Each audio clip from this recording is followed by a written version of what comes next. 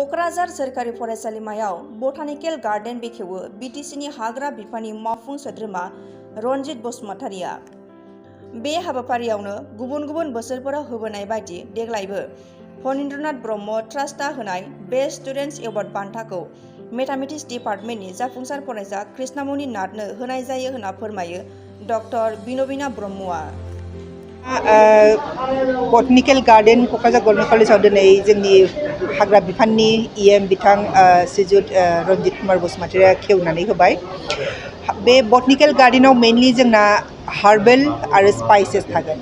बे हार्बेल आरो स्पाइसेस बे मेडिसिनेल प्लान्टफ्रा जोंनि बे हालामावनो मोननाय जि मेडिसिनेल प्लान्टफोर दं बेफोरखौ लाबोनानै जोंहाय दोनफैदों आरो बेखौ जोङो जोंनि स्टुडेन्टफोरनो दिन्थिगोन आरो जाहाथे बे जिनिसा जोंनि मादाव थालांबाय थायो बेनि थाखायनो जों बे मोनसे सेस्था खालामदों आरो बे मेडिसिनेल हार्बनि गोनांथिखौथ' जों बयबो मिथिखायो। जोंनि समाजाव बर' समाजाव गोदो गोदायनिफ्रायनो जोंहा अजाफोर दङ। अजाफ्रा जोंनि गथ' गथाय खांनाय आरो बायदिसिना बेराम आजार जानायाव जोंनि बेफोरबायदि बे मेडिसिनेल प्लान्टजोंनो जोंखौ फाहामबोदों। नाथाय दिनैनि बे बिगियाननि जुगाव जोङो माने बेफोर जिनिसखौ जोंनि गथ'फ्रा सिनायनो माने हाला आरो दा जाहाथे बे जिनिसा जाहाथे जोंनि मादाव थायो, जोंनि मादाव ट्रेडिशनेल हिसाबै थालाङो, जोंनि बेनि थाखायनो जों मोनसे बेखौ सेस्था खालामनायदों। आरो फणीन्द्रनाथ ब्रह्म बेस्ट स्टुडेन्ट एवार्डआ 4th टाइमनि थाखाय जादों। 2018 निफ्रायनो बे जागायजेनदोंमोन। बे एवार्डखौ होयो जोंनि बेसिकेलि फणीन्द्रनाथ ब्रह्म ट्रास्ट। फणीन्द्रनाथ ब्रह्म ट्रास्टनि थाखाय जोंनि गिबिनि प्रिन्सिपाल, बे कलेजनि फाउन्डार प्रिन्सिपालमोनबो बिथाङा फाउन्डारमोन आरो वान अफ द फाउन्डार्स आरो बिथाङा सेकेन्ड प्रिन्सिपालमोन आरो प्रिन्सिपाल हिसाबै गोबाव सम बिथाङा बे कलेजखौ सार्भ खालामदों। बिथांनि फेमिलिया जोंनि कलेजाव 3 लाख थाखा होनानै मोनसे ट्रास्ट बानायदों। 3 लाख थाखानिफ्राय उनाव जा जों इन्ट्रेस्ट मोनो बेखौ जों जोंनि बेस्ट स्टुडेन्टनो जों होनाय जायो। देग्लाय मोनदों जोंहा कृष्णमणि नाथ। कृष्णमणि नाथआ मेथमेटिक्स डिपार्टमेन्टनि, बियो गुवाहाटी इउनिभारसिटियाव rank holder, first class second मोननो हादों ग्रेजुएसनाव 90.25 CGPA मोननानै आरो बिथाङा दा गुवाहाटी इउनिभारसिटियाव MSc खालामगासिनो। कक्राझार सोरखारि फरायसालिमाया दिनैसिमबो दुखुनांथाव थासारि। फरायसा फरायसुलिफोरनि अनजिमाया 4,000निबो गोबांसिन। नाथाय दिनैसिमबो फोरोंगिरिफोरनि मानसिया मोन 20 लांदां जानानै दङ होननानै दुखु फोरमायदों कक्राझार सोरखारि फरायसालिमानि गोरायुं डक्टर बिनबिना ब्रह्मआ। जेंनाया जोबोद दं। मेइन जेंनायानो जादों जोंना टिचिं फेकाल्टिनि। जोंनि कलेजाव टिचिं फेकाल्टि दिनैहाय 20टा जाबाय। 20टा पस्ट जोंना भेकेन्ट जानानै दं। बेनि मादाव जोंना दा माखासे 16टा पस्टखौ APSCआ एडभार्टाइज होबाय, नाथाय दासिमबो इन्टारभिउ कल खालामाखै बा बेखौ आपन खालामनायनि प्रसेसा स्टार्ट जाथ'वाखै आरो जों आसा खालामो थाबैनो जागोन, बिथांमोना जागोन होननानै बुंगासिनो दङ। बे जाहैबाय टिचिं फेकाल्टिया जोंहा सेंसन पस्टखायावनो बेसेया खालि जानानै दङ आरो बे पस्टआ गोदान पस्ट नङा।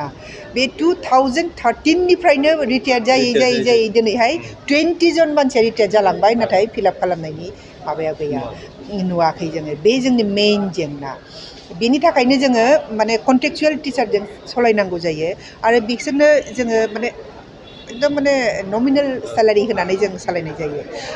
फारसेथिं जाहैदों जोंहा टिचार गैया, फारसेथिं जाहैदों जोंहा सिटनि अभाब।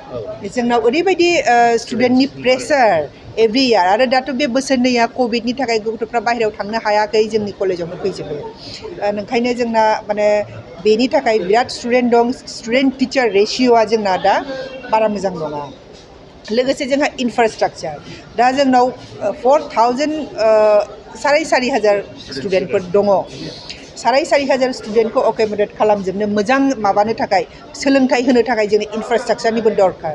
बे इनफ्रास्ट्राक्चारखौ जोंनो दासिमबो माने सुफुंनो हायाखै।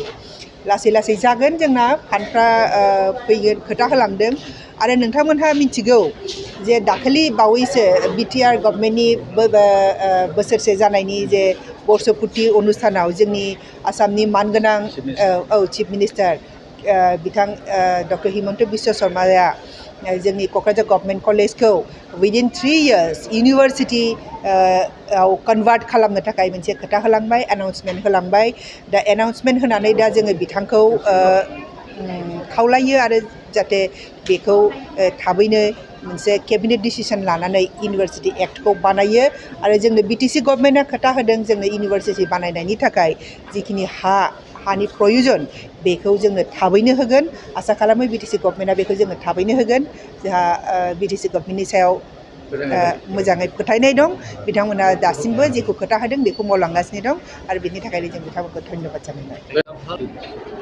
চাওক আমি শিক্ষক সদায় শিক্ষকে হয় ছাত্ৰ সদায় ছাত্ৰই হ'ব লাগে আৰু শিক্ষাগুৰু আৰু ছাত্ৰৰ মাজত কি সম্পৰ্ক এইটো আমি সকলোৱে ডিচিপ্লিন কেনেকৈ হ'ব লাগে আমি সকলোৱে গম পাওঁ মাত্ৰ কথাটো হ'ল আমাৰ মাজত যি ডিচিপ্লিন সেই ডিচিপ্লিনটো বজাই ৰখা আজি কোকৰাঝাৰ কলেজত আহি পেলাই ভাল লাগিছে মানে যেনেকৈ ছাত্ৰ ছাত্ৰীসকলে ইউনিফৰ্ম পিন্ধি পেলাই নিজৰ নিজৰ শিক্ষা দান লোৱাত ব্যস্ত হৈ আছে নিজকে আকৌ মানে কলেজবোৰত সোমালে ছাত্ৰ নিচিনা ফিল কৰে যিয়ে নহওক আমি বুঢ়া বয়সলৈকে বা মৰি যোৱা বয়সলৈকে ছাত্ৰই হৈ থাকিম কিয়নো শিক্ষা গ্ৰহণ কৰা শিক্ষা আমি লোৱাত কেতিয়াও আমাৰ শেষ হৈ নাযায় আজি মই হয় এজন শিক্ষক হৈ পেলাই এই সময়ত আজি মই শিক্ষক নহয় সমাজসেৱক হিচাপে আছোঁ কিন্তু সমাজসেৱক হিচাপেও মই এজন ষ্টুডেণ্ট বা ছাত্ৰ আৰু এই ছাত্ৰ হিচাপে মোৰ সমাজৰ পৰা বহুত শিকিব লগা আছে আৰু যিটো আমি সকলো মানৱ জাতিয়ে শিকি আছোঁ পূৰ্বৰ আৰু এতিয়াৰ যি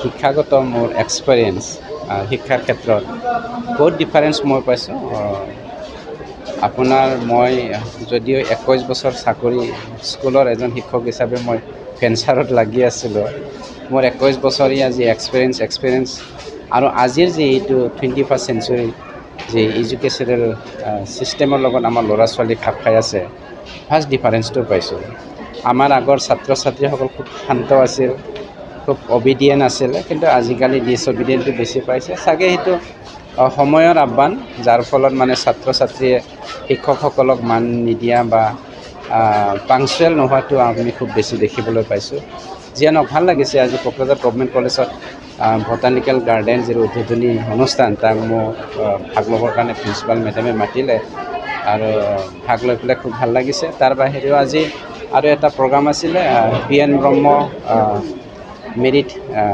একাডেমি মানে কি কয় এৱাৰ্ড প্ৰগ্ৰাম এই প্ৰগ্ৰামতো মই ভাগ ল'লোঁ আৰু তাত আমাৰ ছাত্ৰ ছাত্ৰী আৰু আমাৰ শিক্ষাগুৰুসকলৰ লগত কিছুমান শিক্ষাৰ কথা লৈ পেলাই আমি শ্বেয়াৰ কৰিলোঁ it was just like intellectual seminar where we have been participating and we share ourselves with them.